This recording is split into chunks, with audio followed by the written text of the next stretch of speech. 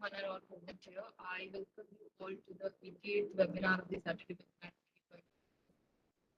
I'm Zinat, Content Developer, Center for Innovation and Agripreneurship. Manage, there is Zinat, we cannot hear you properly. Can you please check? Can you hear me now properly? It's better. It's better. Yes. Please continue. I welcome you all to the 88th webinar of the Saturday webinar series by Managed CIA. I'm Zenith, Content Developer at Managed CIA. The Center for Innovation and Agripreneurship is a center of excellence hosted at the National Institute of Agriculture Extension Management. And it is one of the leading agribusiness incubators in the country. And Managed CIA has till date supported 450 plus entrepreneurs and incubated more than 300 agri startups in various focus areas of agriculture and agriculture. The topic for today's session is emerging technologies for agriculture and role of startups. We have two speakers joining us today. Our first speaker for the day is Mr. Anil Ladik. He is the co-founder of Traceability Technologies. Tracex is a blockchain-powered traceability platform that enhances supply chain visibility. I request Mr. Anil Ladik to take over the session. I also request all the attendees present here to use chat box to address their questions to the speakers. We'll be taking up the questions towards the session, the Q&A session. Yeah, thank you, Zinat, and thank you, everybody. I hope I'm audible. Yes, sir. All good, sir. Thank you, Managed CIA team, for inviting me, and also warm welcome to Benjamin. Good morning. Yeah, and also good morning to all the attendees. So maybe I'll. How much time do we have, Zinat, for this? 15 to 17 minutes is more than enough. 15 to 20 minutes you can take, sir. 20 minutes is good enough. If you want to extend, you can go up to 5 minutes more. So if you want, you can discuss any other technologies also apart from what you are handling. In general also, not an issue. Sure. Yeah. So I think what I would like to do is maybe talk a little bit around the importance of technology in agri, and what are some of the emerging trends, and what are the things that we are doing and we are working on. Take some examples of that, and talk about some of the opportunities for the future, and open to some questions as well. So that's what great. That should suffice, please, sir. Over to you. So, you want PPT to be shared? I'll do that shortly. Okay. So let me just No start off with a couple of quick points. So, see, in general, agriculture has been one of the oldest, continued professions that's already here, right? And it's something that we cannot live without. That is for sure. But today there are many challenges that are facing agriculture in general. One, when you look at it, the Indian landscape specifically, we have more than 100 million smallholder farmers. So in generally in the world, more than I think 70% of the food gets produced through smallholder farmer ecosystems. But the entire supply chain is strained mainly because there isn't enough value going back to the farmers. So which also means that the entire supply chain is not transparent. So there are many hands. The produce is getting changed before it reaches the consumer. So very little of what a consumer pays ultimately goes back to the farmer. So these are some of the core challenges that exist apart from being smallholder farmers. Small land holdings do not lend itself to larger uniform aggregation. Other challenges around adoption of modern technology, or a technology that provide better yields. So in fact, in India, the average yield is nearly 50% of what the global average is. So there is, without increasing the land holding for cultivation, if we are able to optimize the production itself, there is so much more to be produced, right? So that can provide us with a lot of security, food security, and also be able to use the resources more effectively, right? So with that, thought, I'll quickly share my screen and just confirm if you're able to see the screen.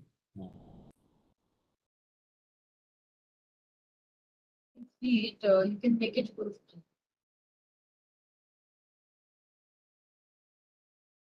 Yeah. I'll just go off video just to preserve the bandwidth so that it's easier to. Just give me a second.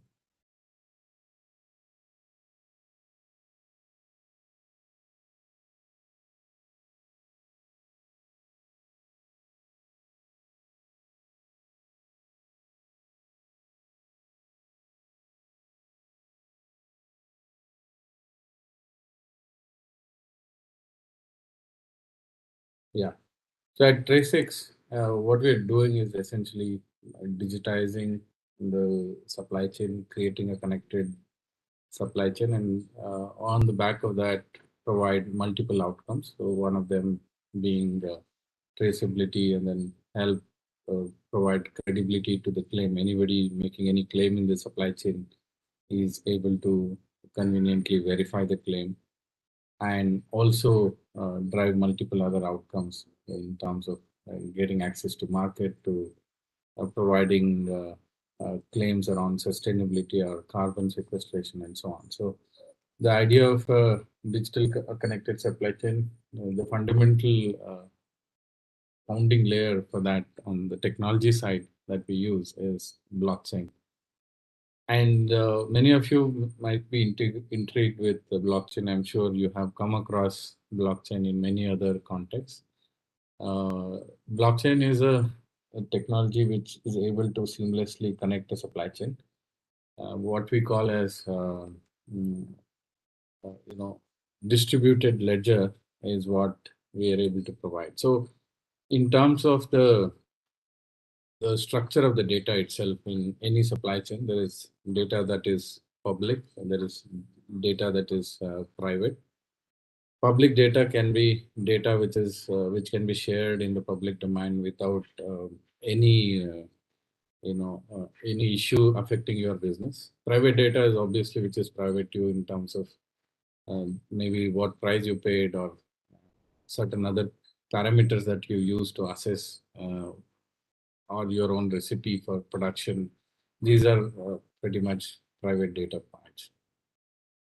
And to give you a very most popular example of blockchain you would have come across is the introduction of the cryptocurrency or the digital currency. Right? So digital currency is the underlying technology, the distributed ledger technology is used, but also they use what's called as mining technology. So the cryptocurrency, is used as a means to incentivize people to participate and create a digital currency out of it and share. Now, when it comes to the blockchain, there are multiple ways you can orchestrate. So one is what's called as a public chain, and another one is called as a private chain. So in terms of the public blockchains, then all of the data that you is there on the system is visible to everybody else, and there is no limit on who can participate and so on. But it has its own challenges in terms of there is a crypto that is usually required to participate in the network, and the transactions prices can be very fluctuating. Whereas in a private permission blockchain, the technology that we use specifically, there is the access is more controlled in terms of who participates, but also the cost gets clearly managed. So that way, the cost of transaction is something that is very important in a network like this. So that kind of helps us make this a lot more affordable for others to participate. There's also a convergence between public and private blockchains that's also being done in some cases. Now, very simply, just to give a little more on the blockchain, it's a distributed ledger where all the participants in the chain are on the same ledger essentially. So everybody has access to the same version of the truth. Everybody has access to the same data sets. And ultimately, anything that happens in any node, as we call it, is clearly visible to everybody else in the chain. So that way, the entire, there is very little chance of fraud happening. The entire data set is immutable, which means anything that you write is append only. You cannot make, you cannot delete it. You can obviously make a change, but that change is audited and recorded and stored in the system. And every block of data consists of the transaction and references to it, and it's also refers to the other block it links to. So it essentially creates a chain that has all of the data sets as your, if you imagine the data set moving or a commodity moving from production all the way to processing to ultimately reaching the consumer, all of this is now linked through the chain, so to speak. And ultimately, the chain comes together and you have all of the data transparently visible for everybody in the chain. And this is, as a technology, there are multiple, I spoke about public and private blockchains briefly, but the idea is adopting technology like this helps bring more transparency and credibility to the offering in the network itself, in the claim itself, and that way it leads to better outcomes. Right? And some of the very common characteristics is it's very secure. Near real data is real time, and it's all developed based on open source technology using a community model, and there is better uh, chance of ensuring no single person is controlling the entire chain, right? So it is very participative and collaborative, so that way. And ultimately, and also there are many technology frameworks that are there. Ethereum, Hyperledger. We use Hyperledger Fabric technology framework. There are multiple other technology frameworks available using which the entire blockchain networks can be built out. In some of the common use cases that we see, especially in terms of agri itself, is provenance and traceability, financing, marketplaces, logistics are some of the use cases that are very popular these days. And when it comes to consumer expectations, right, transparency in food supply chains are non-negotiable. So that way, consumers like you and me want to know where our food comes from. We want to make sure that the food we're eating is nutritious, is healthy, is safe, and significant portion of consumers are willing to change brands where in-depth information about the product itself is available. But we know in general, in terms of why traceability becomes important in this context is, there could be food safety concerns, there could be opportunity to create a more efficient supply chain, compliance to regulatory guidelines.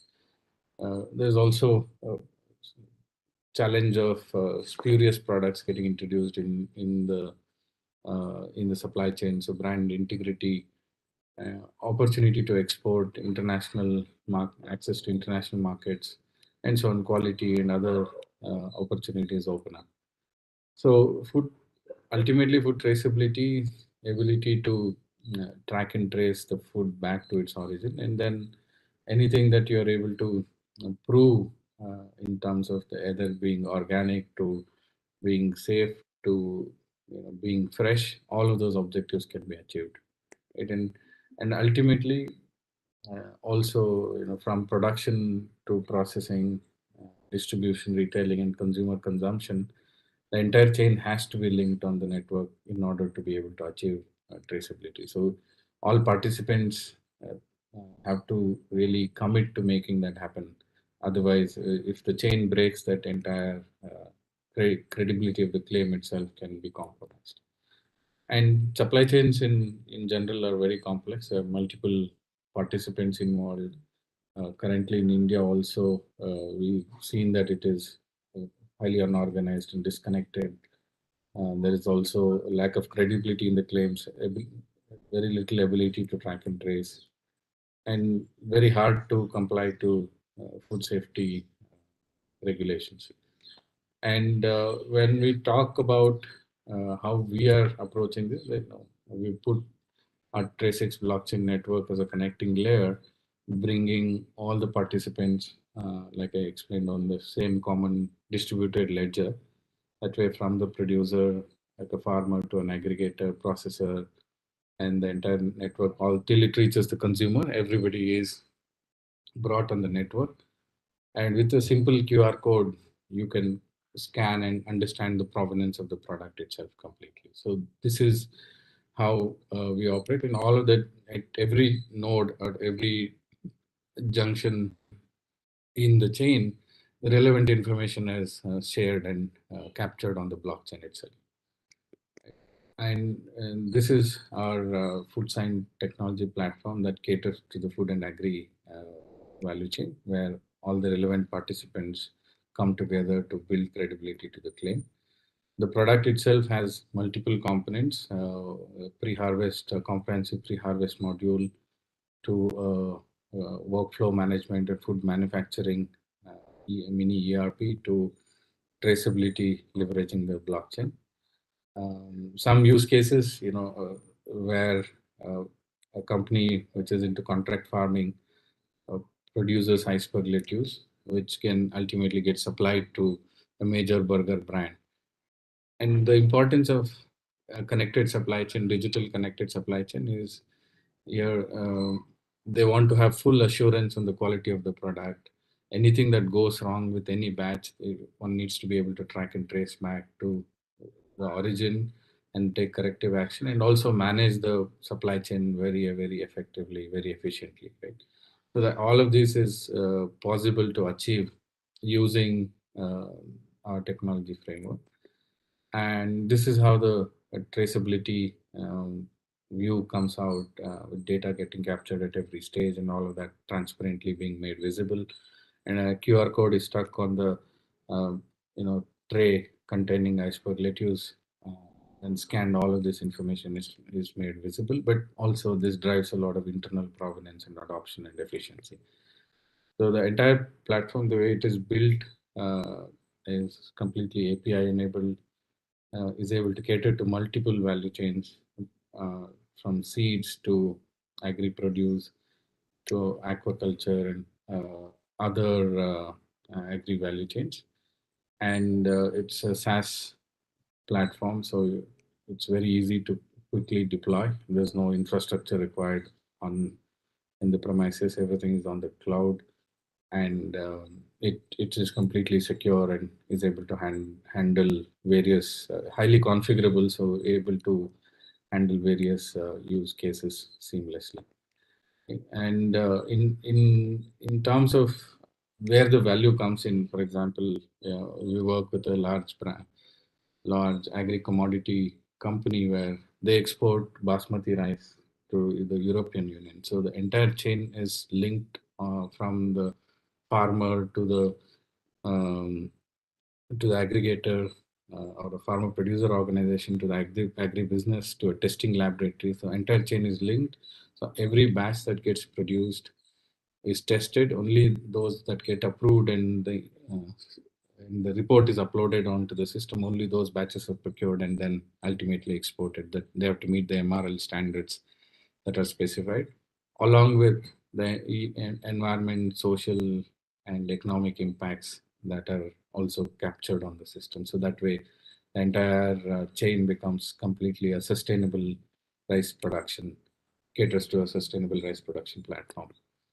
Similarly, aflatoxin-free chili production for one of the major spices brands, to provenance in dairy, where every packet of milk gets tracked and traced through the system, providing consumer confidence on the quality of the milk and the claims that they make about the freshness and the purity of the milk and nutrition content and all of that stuff.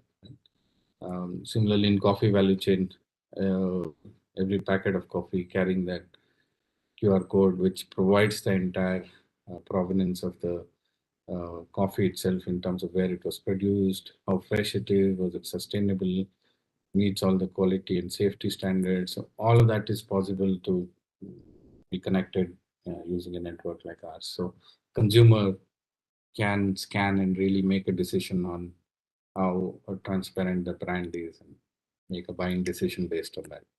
Very powerful consumer stories again, packaged food, baby food brand providing assurance in terms of the entire quality and the chain, the way it is linked out from, the way it is produced, sourced, processed, milling, packing, and the freshness of the produce itself, and making sure a claim that the food itself is not older than the baby and fully nutritious and safe to use. So that makes it very, very powerful to reach to consumer. Again, a use case for export, working with one of the government entities for export of Nendran variety banana to the United Kingdom. So the entire chain gets connected and is able to prove the provenance and also provide a better value for all participants in the chain.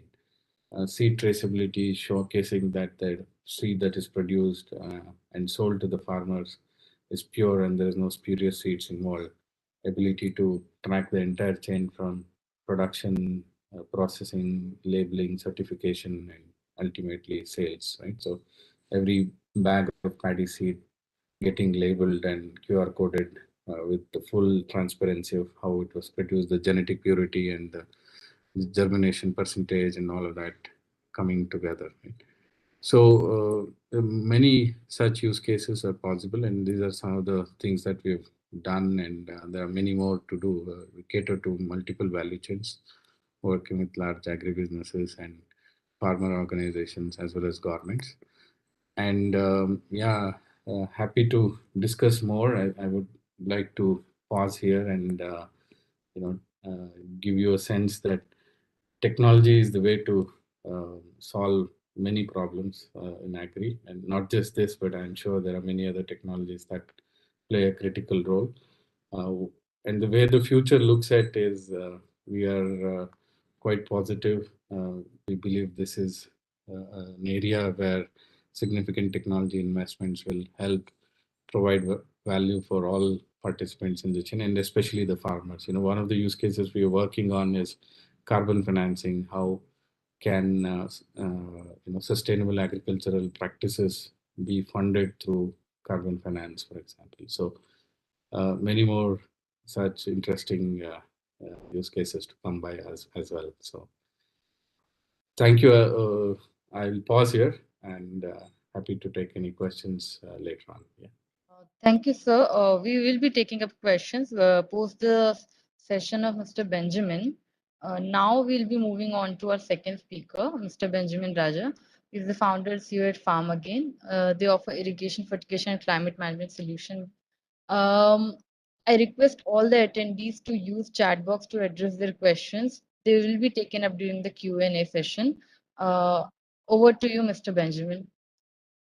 Hey, thanks. Can you give me share permission? Yeah, I've got Yes, I just made you the presenter.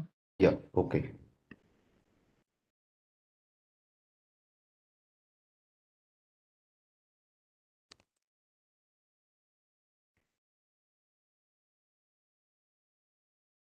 Yeah, so is my screen visible?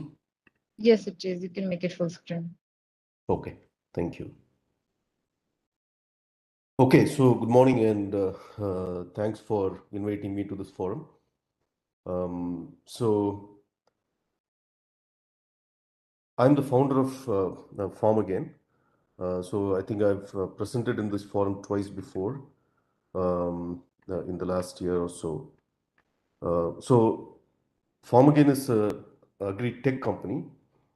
So we've used a couple of new age technologies to solve a problem that is in the farm. So we'll talk about some of the new age technologies that are out there in the market, and what we have used and how what problem did we solve. So we'll get into those kinds of discussions maybe for about 15 minutes or so. So what we've done is created a platform for smart agriculture using IoT and artificial intelligence. So the name of our platform is Growtron. Um, So just to look at the emerging tech that is available in the market, one is obviously all of us know artificial intelligence and IoT playing a major role in the agriculture sector space now, and drones. Certainly, all of us know the drones are getting used even in small farms. I mean, I've seen recently in a paddy belt. I think a whole village came together and they rented a drone, and they kind of synchronized their cultivation days, and they were spraying nutrition as well as pesticides using drones. So it is really caught up even in rural areas today. And similarly, satellites. Satellite is used extensively to identify the crop health, to identify the ideal moisture level of the soil, and the actual moisture level. And today, the satellite technologies have improved to another level where you can even identify the nutrition availability. It has been there for a long time, but now um, people are able to identify the nutrition level by about 80-85%. Earlier, it was much lesser. And we are also working with the Spanish company on this, where some of the nutrition, I mean, the minerals, we have been able to measure to a tune of about 90% accuracy. And similarly, imaging.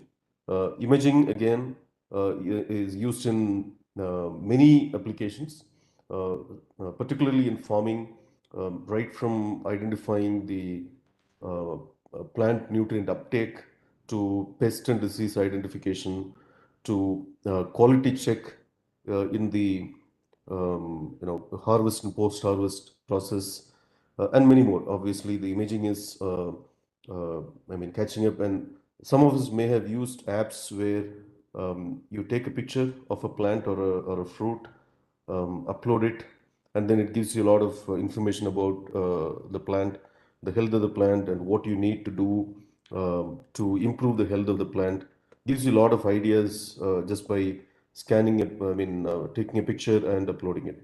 And blockchain, Anil beautifully explained one particular use case, traceability, and obviously blockchain is used extensively on traceability area. And so, I mean, the emerging technologies are not just this. This is only a comprehensive list that I have put in. There are many more that you can think of. And in farming, uh, what we have done and how we have exploited the available modern technology to solve some of the problems. So that's one aspect we look at it now. So in farming, generally, I mean, unlike other industries, uh, the availability of data is a big question. If you go to a spinning mill, if you go to any factory, you will see tons of data.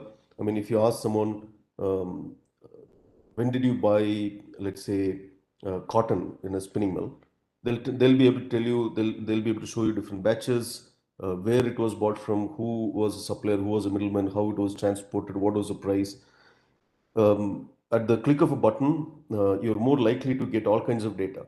But in agriculture, it is a big production house, but the data is largely absent, and particularly in India, data is largely absent. So, if you were to call a farming as a smart farming, essentially it has to start with data, and the way you collect data has to be systematic, and then there has to be some predictability around it, and you should be able to make some analysis, and with that, be able to take corrective actions. And if you can do all of these, then it gets into some sort of continuous improvement cycle. So now IoT, I think people in the forum might know, most of them at least. Anything that can communicate, that can connect itself to the internet and either send out the status. Let's say, for example, a car being connected over the internet and being able to communicate the health of its engine. Most cars that are sold today come with an app, and you can actually open the app and maybe turn the car on, set your AC temperature to something, and you can check if the headlamp. I mean, let's say you parked the car somewhere and went into a shopping mall, and you suddenly have a doubt if you lock the car, if the headlamp is off. So most cars that are sold today have the option where you can go to an app and check pretty much everything about a car, right? So that I mean, when the car is able to communicate itself, it is a thing that is part of internet, and which is what is called Internet of Things. And anything, I mean, today most of the televisions that are sold in the market, the refrigerators, a lot of them are connected to the internet. So um, the platform that we created called Grotron is a combination of precision farming. The terminology precision farming by itself does not need any technology. I mean, I can actually, if I'm knowledgeable about what precision farming is, I can carry out precision farming, get all the benefits of this without using any technology. I mean, just maintaining records on a book and doing things on a precise manner is good enough. And what we've done is we've taken the principles of precision farming, added the smart farming principles, basically the first slide that I showed. And the delivery of the culmination of all these are delivered into a form using Internet of Things and artificial intelligence and machine learning. So the specific problem that we took is the high productivity and better plant health. So for better productivity and better plant health, what is really important is photosynthesis, something that we study in our school days. That is the most vital process that ensures a plant lives healthy and produces what it ought to produce. So what happens during photosynthesis is that the chlorophyll, which is the green pigmentation of plants' leaves typically, they are the ones, they act as an agent in converting sunlight into energy. So what is the converted energy doing? So it is that energy that manifests itself into growing of leaves, stems, flower, fruits, or root. Whatever grows in a plant is in fact energy that is converted from sunlight. And for chlorophyll to do this act very effectively, it needs certain inputs. Now, if you look at the table on the right side, there are 16 elements that I've listed which are needed by the plants, by any plant, to carry out photosynthesis activity very effectively. So the first one being carbon. The intake of carbon by a plant is typically from carbon dioxide, which is in the atmosphere. So generally, the atmospheric carbon dioxide will be in the range of about 300 ppm. So plant takes that and fulfills its carbon requirements. And if you look at this, the number carbon is is about 45% of what a plant needs, and oxygen and hydrogen. Oxygen is about 45% again, hydrogen around 6%. And there will be minor variation from plant to plant, but this is a average number published by Wageningen University, Netherlands. And the oxygen and hydrogen are taken up by the plant through water. So um, from the root zone through its active roots. And for the plant to be able to take water from the root zone or the other minerals, the other minerals may be deposited in the soil. It may be naturally available in the soil, or it may be artificially injected by means of fertilizers. But for a plant to uptake any of those, it has to have a air-water balance condition. So air-water balance is a situation where the root zone of a plant is neither fully dry nor fully wet. That means there is approximately 50-50 air and water in the soil. Therefore, the porosity of the soil is maintained. At the same time, there is just right amount of moisture available in the root zone. So if you sum all of these, what you need for a very effective photosynthesis, there are four elements: sunlight, carbon dioxide, air-water balance at the root zone, and the minerals.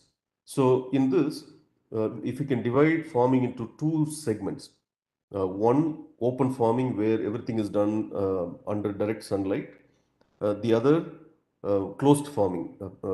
It may be a greenhouse, polyhouse, those kinds of structures. So in a open farming, sunlight and carbon dioxide are obviously not in our control, but in a closed farming, um, you can pretty much control everything. You can control sunlight, you can control carbon dioxide, you can control air water balance, and you can control the availability of minerals. So we designed a system which is suitable for both open farming and closed farming. In open farming, we use technology to maintain air water balance all 24 hours, and also to make sure the right minerals are made available to the root zone at the right time, at the right quantum. And additionally, in a closed farming, we can control the lightings, and we can control the carbon dioxide. So that is what we've done with technology. And just to show you how it all adds up, think of these uh, rectangles at the bottom left as different zones in a farm. Uh, so what we do, I mean, in a open farming example, we place soil pressure sensors, soil temperature sensors, and ambient temperature, humidity. You can add soil pH, soil EC, soil NPK sensors. Any kind of sensors that you would like to add can be added, and the system has been designed in a way that it accepts almost all the sensors that are available in the market today. And the data from these sensors are collected and communicated over to the cloud. And that is where a beautiful, see, typically to maintain air water balance in the soil, you'll have to know something called evapotranspiration loss. So what we basically do is we collect these data. We also, in addition to this, pull out data from the weather APIs such as weather.com or accuweather.com. And some farms, by the way, have mini weather stations, in which case we don't need to pull data from the publicly available weather APIs. Rather, we use the data that come from the weather station itself, because it is far more accurate, coming right from the spot where we have to take decisions. So these data go into a machine learning algorithm where the pattern of different parameters of weather and soil conditions and their impact on air water balance gets accumulated, and you have a huge historical data which runs, I mean, as it is for us, it is running into several terabytes of data, and that is used to meaningfully bring out a definition or derivation of today for the environment that we have today. Let's say if you take this blue plot, the system will be able to, Grotron will be able to decide, say from 11:30 in the morning to 12, you need to irrigate for the plot to maintain air water balance. On the other hand, for this orange or brown plot, it may decide the irrigation has to be from 6 in the morning to 6:15 in the morning, and again, let's say from 4 p.m. to 4:30 p.m. to maintain air water balance. So it may decide based on all available data and based on the historical data when and how long and how many times in a day to irrigate to ensure air water balance is maintained all 24 hours. And once it ensures the air water balance is maintained, it can also supply, if you look at these tanks, think of them as stock solutions of different minerals or nutrients. It can be organic, inorganic, doesn't matter. System supports both. So based on the requirement, let's say from this tank, 1 kilogram of 10 liters or something has to be dispensed.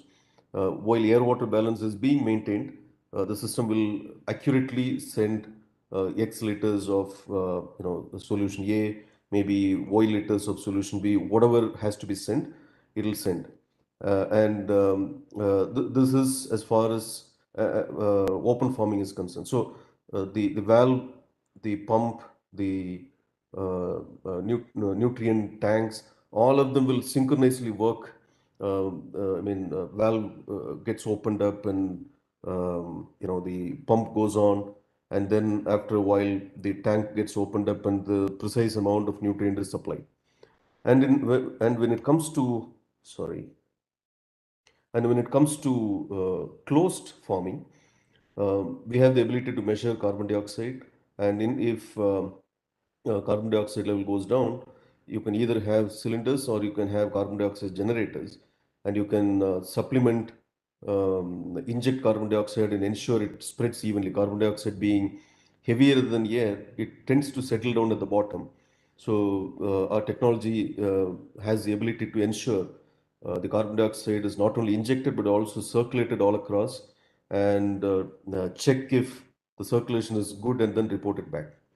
And it can do temperature control, humidity control, and if sunlight is too harsh, can close the curtains, and close and open as required. And additionally, we also have a small module where you can do a complete indoor planting, meaning even light is totally simulated. So depending on the stage of the plant, depending on the type of, whether it is a green leaf, or depending on the plant type, it'll simulate the right spectrum of light and ensure it gives the same effect as what sun can do. And carbon dioxide, temperature, everything is artificially induced. So the system caters to open farming, both types of closed farming. One is the glasshouse structure or greenhouse structure where the sunlight is actually captured and used for photosynthesis. The other one where the sunlight is also artificially created. And additionally, Indian situation, we know there is a huge power crisis, especially in farms. Even if the residences and industries get inadequate power, generally there is a huge power cut for farms. So most of the modern farms in today's age, they do have generators. So in which case, Grotron has the ability to turn on the genset when there is a disruption in the grid line, and do whatever it has to do, and then turn off the genset when it is no more required. And the last one is about traceability. So I don't want to delve too deep into that, because Anil had a very beautiful explanation about the traceability, and we have the traceability we launched in 2016, and just like what Anil said, the stories that come out have been quite beautiful. In fact, there were cases where it resulted in a huge bond between an end consumer and the farmer, the farmer who actually produced and sent it to market. And as an FOA, the technology is also patented. Um, so now coming to the role of startups. So one, in the last 10, 15 years, right from, if you look at India, I think the very first company that was officially known as startup, if I remember it right, is Flipkart. So from those days till date, a lot of disruptive technologies have been coming out just by startups, not by the traditional grown-up companies. So what is required is people who are passionate, who have the fire in the belly to do something, and who get an idea when they see a problem, are the ones that come out with disruptive solutions. So these disruptive and innovative solutions, as long as they're cost effective, if sometimes what can happen is we may over engineer a solution just because I like a technology, and it may become unviable. So the startups have to also be mindful that while I create an innovative solution that fits the bill of an average farmer, because in India, unlike the US or unlike Europe, most farmers have got small land holding. Therefore, It is very, very important that the fitment of technology is just rightly and adequately done. And the second thing is that the new age solutions also require new age business models. So today, most of the business models have moved over to subscription based. Like for example, all of us use Google and Google services, and like Google, many other services, and we always feel that things are free, right? So the business model has changed to a stage where, as a consumer, I feel it is all free. In the real world, it may not be free, because for what you get free, there is in exchange, we become the commodity. So I mean, that apart, the business model also has to be very robust, meaning that there are startups where tons of money had been raised, and all the money that was raised go into giving discounts and customer acquisition, than having a robust and solid business model. And some of that is quite evident in the recent past IPOs. So a combination of innovative and disruptive solutions added with the robust business model can mean a whole lot of difference in the space of agriculture. And I think companies like Farm Again and solutions like TraceX, and hundreds of them, thousands of them, have to come. And India has that much of space, a huge farmer base. Therefore, a lot more solutions can definitely come into this field. So quickly, I'll show you. Yeah, just before I wind up, in the solution that we have created, a farmer can log in to his mobile app or a web app. Very simple. I mean, he doesn't have to be a big techie to use the iPhone. I mean, to use a smartphone. Once he opens it, very intuitively, he is being presented with all kinds of data that he needs, and it is also presented in his own language. It may be in English, any language for that matter. So he gets all kinds of data that comes out from the form, but he is typically presented with what he needs. And if he wants to know more, he can dig in and find quite a lot of information about his farm, which will help him take decisions. And we have actually seen productivity go up by several times. We have had an example of increasing the tomato productivity to 84 tons per acre, while an average farmer in the same region gets only about 3 to 6 tons. So 3 to 6 tons, taking it to 84 tons, was possible by use of this technology. And similarly, we have been able to get 123 tons of sugarcane production, and a lot of such examples. And we have seen huge water reduction. As a typical number, you can say certainly much more than 50% of water is being saved, and added with huge increase in productivity. When I say increase in productivity, most of the seeds, or all the seeds that are sold in India today, are hybrid seeds, which have a huge potential. But what farmer realizes out of its own potential is only a fraction. So the technology enables the farmer to, in fact, fully realize the potential of the seed that he buys and the potential of the fertilizers that he buys. And the last information is that this is a completely wireless technology. That means there is no physical wiring into the farm.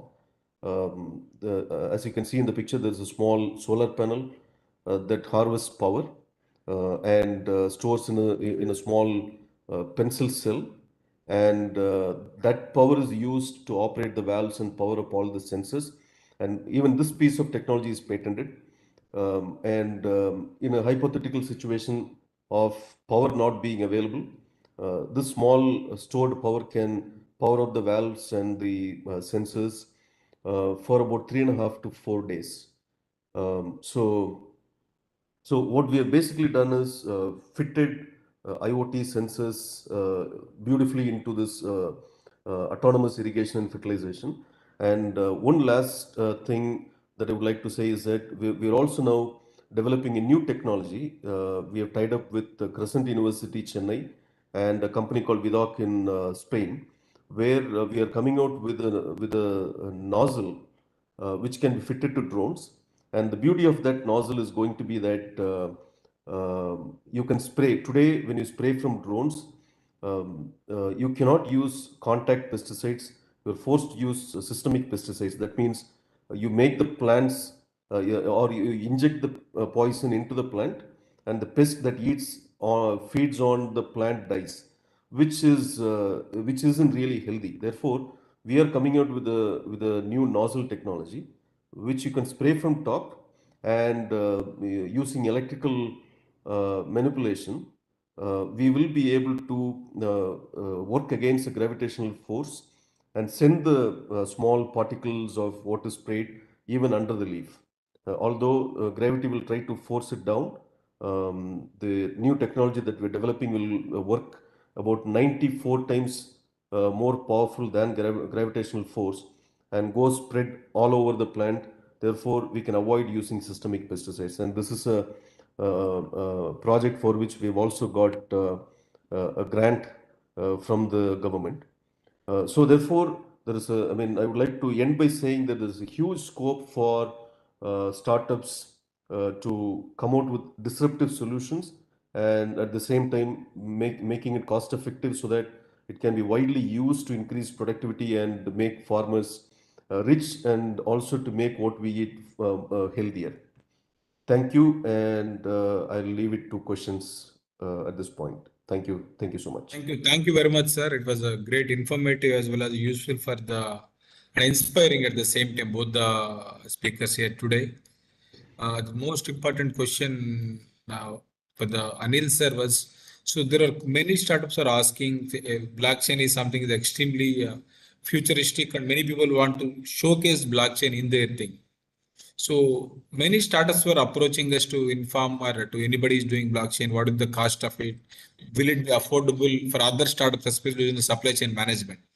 Most of startups in supply chain, they want to implement blockchain, but they cannot build their own technology. So how would you go about it, sir? Whatever your views on it. So, and how it is priced, and basically how they should connect you, last but not the least, please, sir. Yeah, my contact details are shared, Mr. Sevan. You can please broadcast to everybody. Anybody can reach out to us as an organization. Just come to our website. There's plenty of information available. You see, in terms of cost and price and all that, always remember, anything that you want to do on your own is always expensive. Anything that you collaborate is gets divided by the number of participants who come along, right? So a lot of our technology, we work with producer organizations, so rather than individual farmers, for us, mainly because that's where collectivization and opportunity of scale comes in. Very interesting one example I want to give. We work with a resource institution who's supporting farmers in the Araku Valley producing sustainable coffee. Now that entire production chain is digitized, and the same is now getting connected to coffee brands like Slay Coffee and Blue Tokai and others. So it becomes a shared economy now there. So the cost of adopting technology becomes a lot more affordable for everybody in the chain. So that's what I would say. But happy to work with specific startups or entrepreneurs here to see how our technology can be leveraged, or if there is ways to collaborate. We are more than open to for collaboration for sure. Yeah. Thank you very much, sir. Then the question for Benjamin sir now. Sir, should be at the level of literacy for a farmer to set up your device? Because we found some technical things are there which are useful and how to handle these things. So can you demonstrate an example, sir? That way it would help others also. Okay. So we have, about 50% of our farmers are, not very tech savvy or literate. And we are more prevalent in Tamil Nadu. In Tamil Nadu, generally I think maybe the literacy rate is high, so they can, most of them can read. But what I've seen is the 50% of farmers who are not high tech are also able to use the system very effectively. And like I mentioned, the technology is in the back end, but the way it is presented to the user is in a very intuitive. I mean, they are presented a Google Map view. So you go there and you get everything listed either in Tamil or Kannada or Hindi. So they can just see it and understand. Pictorically, everything is one can easily understand. Therefore, the literacy isn't an issue. Anyone can easily understand the system. That's great to hear, sir. What about the cost of device and how much acreage it can cover and how they should approach you, sir? Well, the cost, you can take a ballpark figure for, let's say about 10 acres of vegetable cultivation, or let's say 5 acres of vegetable cultivation. The cost can be in the range of about 3.5 lakhs to about 4.5 lakhs. But again, it can vary from farm to farm. It can also vary very widely from farm to farm, depending on how the configuration of the setup is. And there was also a related question on the chat box: how much time does it take to install? It takes for a 5 acres, maybe it takes about 2 to 3 days to install and get it up and running. Okay, sir. What kind of a return on investment you are offering? I mean, in how many years? Is there any timeline you can demonstrate that our device can increase your productivity? But by this year, we'll be able to recover this cost. If it is vegetables, certainly in the first year itself. That is Okay. because most of the vegetables today cultivated, for the actual realization is only about 20 to 30% of its true potential. So when you take it up to about 70-80% of its potential, certainly within 1 year. But if it is plantation, like let's say coconut or long-term crops, 2 to 3 years. Okay, okay, sir. Thank you very much. I would request any of the attendees, you can raise your hand if you want to ask any questions directly with the last limited time. So 1 second, the question I'm checking here.